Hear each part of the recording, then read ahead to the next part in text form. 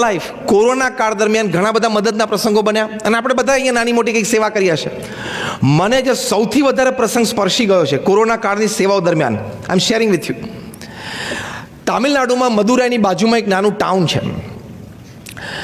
પહેલો લોકડાઉન નક્કી થયો આઈ થિંક 24 એપ્રિલ 2020. એટલે બધા માઇગ્રન્ટ વર્કર્સ તામિલનાડુ છોડીને ઓરિસ્સા, બિહાર, ઉત્તર પ્રદેશ પાછા જતા હતા. ત્યાં એક બાર્બરની શોપ હતી રોડ ઉપર જ, એટલે હેર કટિંગ સલૂન હતું. એમની નાની 13 વર્ષની દીકરી એ જોયા કરે, કારણ કે નીચે સલૂન હતું, ઉપર રૂમ કે બાજુની રૂમમાં ફેમિલી રહેતું હતું. એટલે જોયા કરે કે આ બધા માઇગ્રન્ટ વર્કર્સ જાય છે, ઘણા બિચારા ચંપલ નથી પહેર્યા અને જેટલું ખભા પર ઉચકી શક્યા ઘર વખરી પતિ પત્નીનો સંતાનો લઈ શકે જાય છે. અને ઘણાના ચહેરા બિચારા થાકી ગયા હતા, મૂર્છાઈ ગયા હતા, ભૂખ્યા હતા. આ 13 વર્ષની દીકરી ભણવામાં હોશિયાર, એની ઈચ્છા હતી કે મારે યુપીએસસી ક્લિયર કરીને મારે પબ્લિક સર્વિસીસ કરવી છે. એટલે આ એમના પિતાશ્રી, બાળકીના પિતાશ્રી, એમણે બહુ મહેનત કરીને 5 લાખ રૂપિયાની એફડી બનાવેલી કે આ દીકરીના ભણતર માટે. દીકરીના ખબર, દીકરીએ જઈને પપ્પાને કીધું, પપ્પા મારી એક વિનંતી છે. એના પપ્પાએ કીધું શું, કે આપણે આ જે 5 લાખની જે એફડી છે ને એ આપણે અત્યારે વાપરી કાઢીએ. બિચારા લોકો જાય છે, નાના સંતાનો છે, એ લોકો પાસે જમવાનું કંઈ છે નહીં, તો આપણે 5 લાખ રૂપિયાનું અનાજ લાવીએ અને એ અનાજમાંથી મોહલ્લાના, સોસાયટીના બધા બહેનો ભેગા થઈને આપણે ભોજન પકાવીએ અને પછી એના પેકેટ્સ કરીને આપણે આ બધા માઇગ્રન્ટ વર્કર્સને આપીએ. એના પિતાશ્રીના માતૃશ્રીના આંખમાં આંસુ આવી ગયા કે બેટા પણ હવે આ મારી પાસે એક જ મૂડી છે તને ભણાવવા માટેની.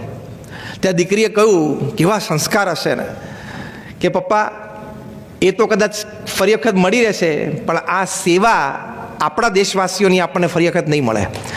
અને આપણા ઘરની આગળથી આટલી મોટી લાઈન ઉઘાડા પગે ભૂખ્યા પેટે જતી હોય એ આપણાથી જોવાય નહીં. એના ફાધરે કીધું ઓકે. એટલે એ લોકોનું અનાજ લાવ્યા, મોહલ્લાના બધા સોસાયટીના બધા બહેનો ભેગા થઈને રસોઈઓ કરી, પેકેટ્સ કર્યા અને બધા રોડ ઉપર ડિસ્ટ્રીબ્યુટ કરી દીધા અને 5 લાખ રૂપિયા વપરાઈ ગયા.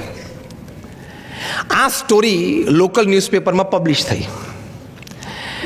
એટલે આગેવાનો બધા એ દીકરીને મળવા માટે આવ્યા. તામિલનાડુના ચીફ મિનિસ્ટર પણ એમને મળવા માટે આવ્યા. એ વખતે અત્યારે છે એના આગલા ચીફ મિનિસ્ટર હતા પલાની સ્વામી, એ એમને મળવા માટે રૂબરૂ આવ્યા.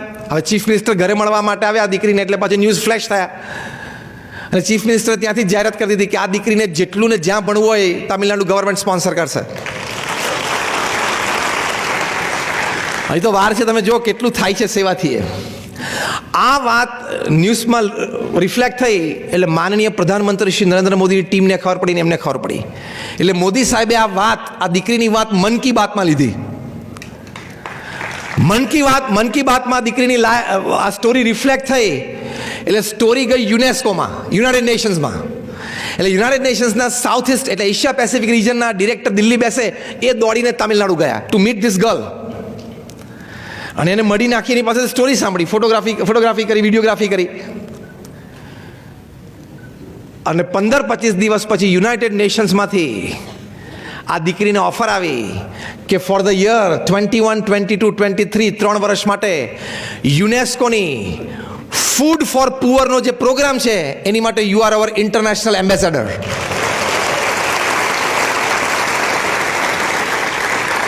આ હેર કટિંગ સલૂન જે વ્યક્તિ ચલાવતા હતા એનું નામ સી મોહન અને આ 13 વર્ષની દીકરીનું નામ સી નેથરા. તમે આ નામ નાખીને ગૂગલ ઉપર આ સ્ટોરી વાંચજો, વેરી ઇન્ટરેસ્ટિંગ, ઇન્સ્પાયરિંગ. તો યુનાઇટેડ નેશન્સના ફૂડ ફોર પુઅર એનો જે પ્રોગ્રામ છે, સ્પેશિયલી આફ્રિકન કન્ટ્રીઝ અને પુઅર એશિયન કન્ટ્રીઝમાં ચાલે છે, એની શી બીકેમ એન ઇન્ટરનેશનલ એમ્બેસેડર. 13-14 વર્ષની ઉંમરે એને દુનિયાના 30-40 દેશોમાં જઈને ફૂડ ફોર પુઅર પ્રોગ્રામમાં એઝ એન એમ્બેસેડર લેક્ચર્સ પણ આપ્યા, ડિગ્નિટરીઝને પણ મળ્યા અને એનું ભણતર પણ સારું થયું અને she is having a wonderful future. આ બધી વાતો માટે એમણે સેવા કરી એવું નથી, સાંભળજો. આ બધી એની પાછળની પ્રોલોંગ સ્ટોરીની મેં તમને વાત કરી. પણ તમારા હૃદયમાં નિસ્વાર્થ સેવા હોય, He is there to note it and he is there to give it back to you. ભગવાન તો જાણે છે ને કે આના હૃદયમાં નિસ્વાર્થ સેવાની ભાવના છે અને ભગવાન જાણે છે અને ભગવાન એ યોગ્ય સમયે એનું વળતર પણ આપે છે.